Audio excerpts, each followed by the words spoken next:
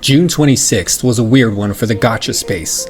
3 games saw their global launch: Uma Musume, Persona 5 The Phantom X, and Silverandblood. Out of the 3, one of these things is not like the other, and let me explain. Uma and Persona aren't exactly new, as their Asian servers have been up for a while now. Silverandblood, on the other hand, was fighting an uphill battle even before launch. There was little marketing, and for whatever reason, they decided to drop this on the same day as 2 already established titles. To add further stacks to the sus debuff, the dev teams had a history of plagiarism and have made some pretty suspicious claims about their pre-registration numbers. But as for the latter, who cares? You still get in-game rewards for what it's worth. Just eat the ice cream.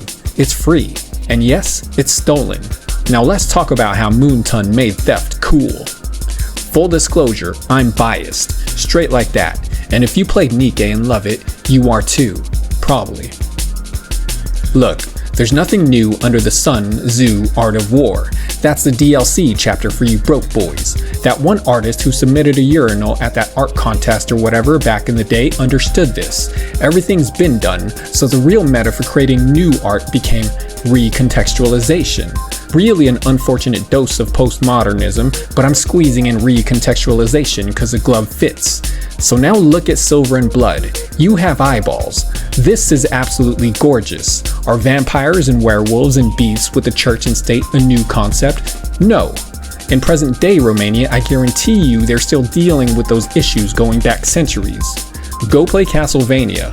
Watch or read Vampire Hunter D.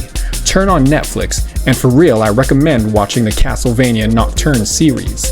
What I'm saying is, the world's already established, the lore, the factions, the macro conflicts, so how about we take all of that gothic grime, go gacha, and profit? Yes, the characters are absolutely stunning, especially the mainline story characters. For the most part, they make you want to use them. Stoic Amnesiac, we're in there. Furries but actually make sense in the lore, and the tsundere waifu with enhancements. Yes. They make you want to use them because if you're not a story skipper, you'll see they're tied into the story very well. Especially the legendary Garlic Knight, the super clutch comic relief, drips with personality. SSR units fit in perfectly as well. They're also tied into the story, which is great, while a lot of other titles will sometimes introduce new or limited characters in a way that isn't the most impactful. Like, why are they joining the team? Because we're fighting in this region now, I guess. But in Silverandblood, I mean, we know who Van Helsing is. Do you all remember that cheesy Van Helsing movie from the mid-2000s? Well, look at your boy now. The glow up is insane, and I gotta give it up to the dev team for making this cheeseball my main target now? And I'm maxing out some dude? Look, gachas are generally full of over-sexualized characters. Yes, level these up, but if you've compelled me to zig where I normally zag, well bravo. I mean Van Helsing, all of a sudden, am I right? But you'll be leveling these characters, or at least the main 5, for the majority of the first 10 chapters because of the progression mechanic, which we'll get into in a bit.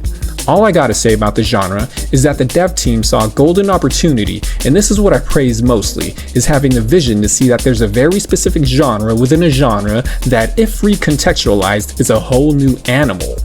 It's a very impressive one at that. Now, I mentioned Nikke earlier, and I said that if you like Nikke, there's a good chance you'll like this one too. If you're not into the dark arts, understandable, but if you at least don't mind or actually love it, welcome home. I've been saying this is my favorite Nikke reskin, period. It's not even an insult. The reason I got into Nikke was a first Nier collab. I loved Nier Automata, saw 2B was gonna be in Nikke, and I thought let's give it a go. Then I fell in addiction with the game's progression. It's a fight upwards till infinity, but what exactly does that imply? That means, unlike a lot of other titles, you'll never feel the pressure to want to catch up. Unless your preferred endgame is PvP, which is one game mode, there's no real rush to be at the top. If you play long enough and consistently, you'll get everything you want. All the SSRs, progression mats, whatever you want, you'll eventually get. Now what you learn from progressing in Nikke is exactly what you get in Silverandblood, to the T. Before we get into the story, I want to get into the other game modes. We'll split them into passive progression, then material farming. Progression in these modes is intrinsically tied into how far you've gotten into the story, so don't ignore that. And if you have time, really don't skip. Enjoy this one. What's the rush? Anyway, material progression to get skill up, level up, mats, currency, etc. is found in the Lost Courtyard. In Nikke terms, this is the Arc, separated by 5 game modes. You have Infinite Abyss, which is basically a mode where you have your factions progress through harder and harder skirmishes to get currency. There's Blood Arena, which is the PV for this game, where you have 3 entries daily to fight other players' lineups to get more currency through rank rewards. Literally don't even stress if you hate PvP, PvE, whatever the case may be, because this mode is just find the weakest link and go. It's auto battle too, so as long as your numbers are higher than theirs, you're fine. And you'll see it's not that hard to find the weakest teams to bully ad infinitum.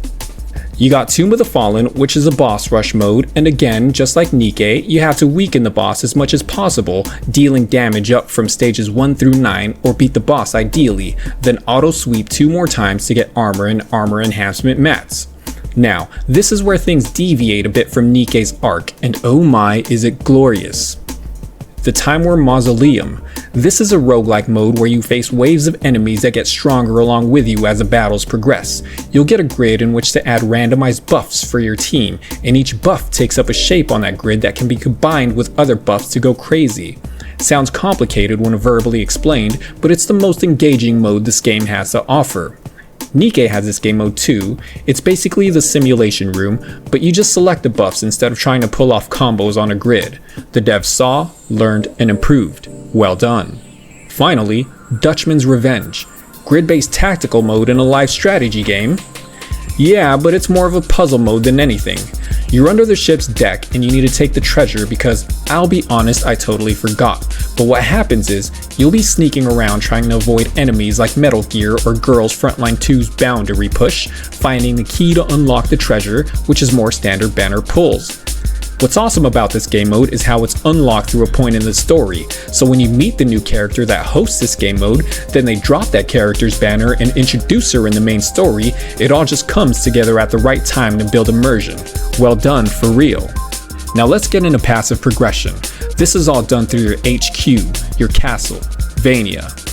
It's very clever as the overall idea is moving your vassals into this abandoned castle, then pretty much renovating the place, and as you progress, the higher rewards you'll passively generate. Expedition is exactly what it sounds like.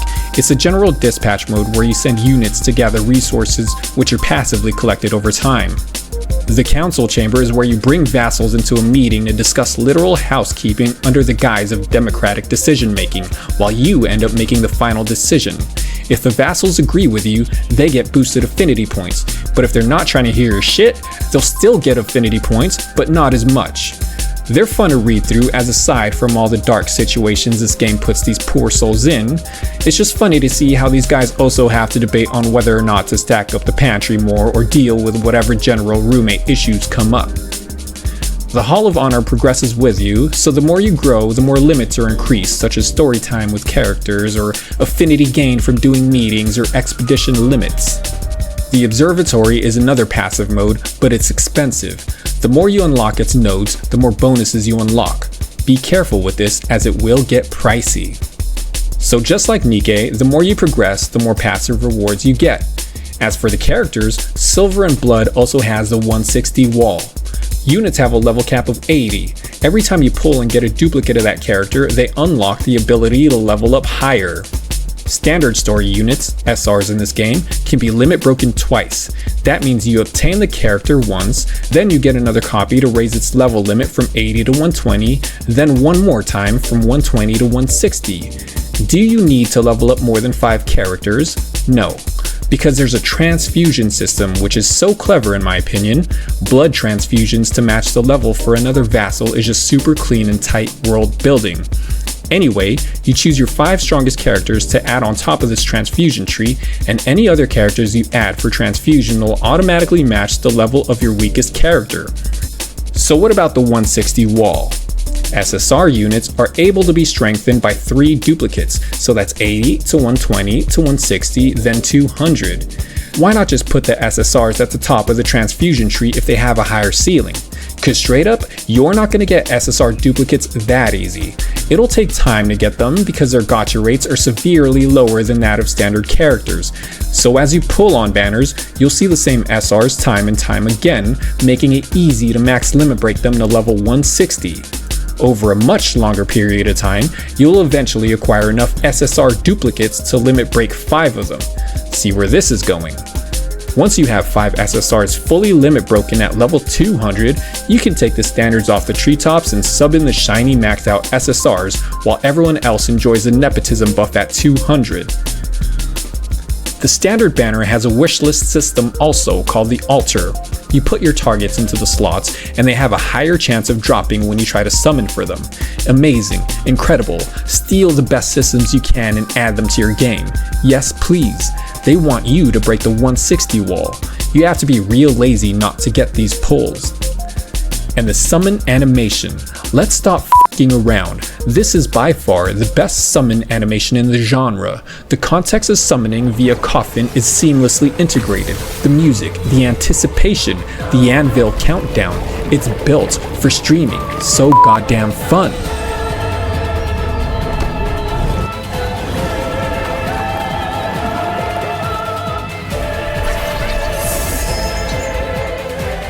Who do you see standing before you? The magician or Jacinta da Carlo? I, for one, don't really read into rates that much. There's 50-50 systems with soft, hard pities for mechanics to help you pull on different banners, and if you want an explanation on how this all works, go watch WGSNB for all the strats you need. He's the actual MVP, and if you look at him and you listen to him, you realize he's probably a member of the Bloodborne faction. And I just wanted to take this opportunity to kinda... I didn't even want to write much in this section to remain spoiler-free. The gist of it is, there's different families, factions, hierarchies dealing with politics, and you're brought into the fray with a very specific purpose that ties all these character motivations together. As the story progresses, you get introduced to new characters, both SR and SSR, and let me tell you, the first 6 chapters had some really good plot devices and twists that made you want to play the characters more as you met them. Especially when you're at a point dealing with a specific vassal story arc, you just want to use that vassal in battle for the lore. But I'll speak for myself, and Gadrick. The pacing is good in these chapters, making you just as peeved as the other characters when a battle breaks out while someone's about to drop some important exposition. Then chapter 7, the Ocean Arc. I won't ruin it, but I have to a little cause I'm opinionated. The Good. We meet the MVP, the GOAT, Van Helsing.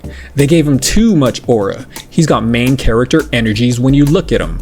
Then when you read through his part in the story, you see the writers also thought so. The main protagonist is in some ways a reflection of Van Helsing, and there's some moments where this is even acknowledged. Like if this game was centered around Van Helsing, it could still work, let's be real. We also get a lot of character dumps in this arc. Like everyone's on board. We meet Goldland, Amy, Jones, the Stowaways, and much later on while Impuza and Hattie are still frenemying from land to sea. Then the bad. This arc overstays its welcome well through the next chapter. We're on a boat. Forever. There's an actual whodunit scenario on board, and Van Helsing and the others are trying to Scooby-Doo the whole thing.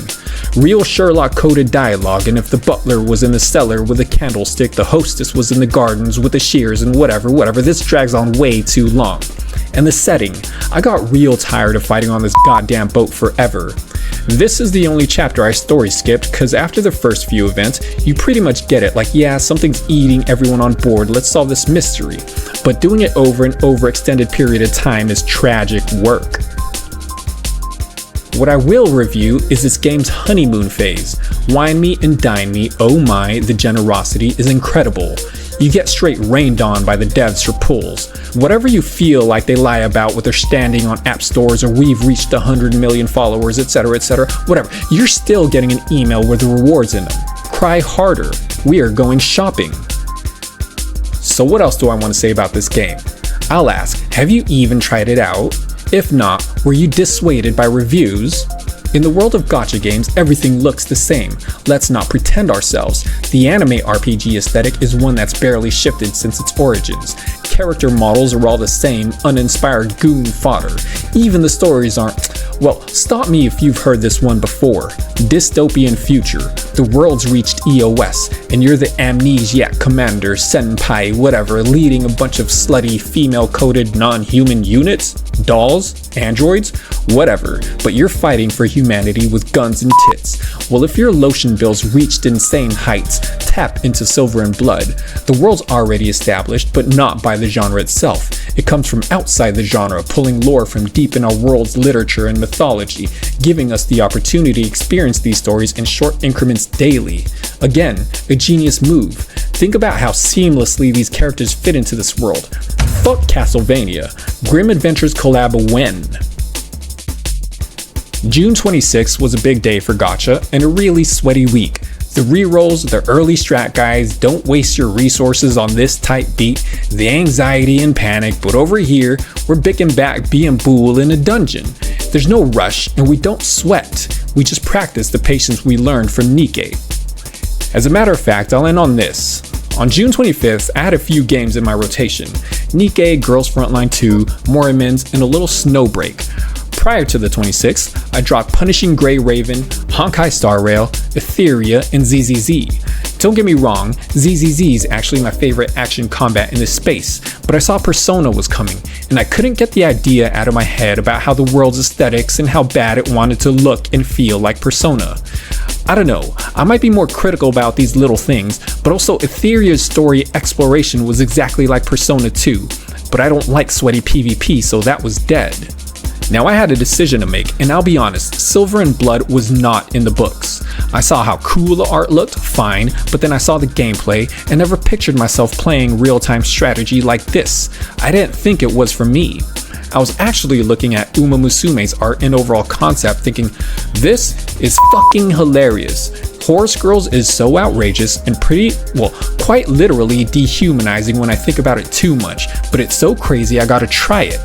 It's like fucked up Animorphs, which is already fucked, but whatever. Then I saw the gameplay and the mechanism for progression, and I decided never mind, not for me. Persona was a lock, whatever. I mean, gachas are really about doing dailies, and tell me Persona isn't the ultimate game about doing dailies. Like that's literally what it is in the mainline series.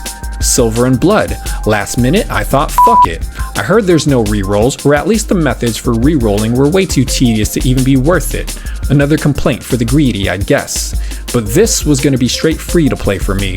I get whatever's coming to me on my first summons, but boy did this game roll out the red carpet. I hit all my summon targets in one session after building enough pull currency. I have so much more left with the honeymoon rewards. For this, I'll choose not to play for free in support of the dev team. If you want some vicarious dopamine, next week I'll be posting me spending real currency and doing a big summon session to end the Lamy and Dal Carlo banners. Just gonna do my part in letting the devs know, hey, you guys absolutely flambéed. And to the people who haven't given this one a fair shake, tap in. I'm not even sponsored. I just really enjoy this game. Let's help the devs prove the naysayers wrong because they pulled off this heist broad day and I'ma just say, it's no snitching over here. You guys got it.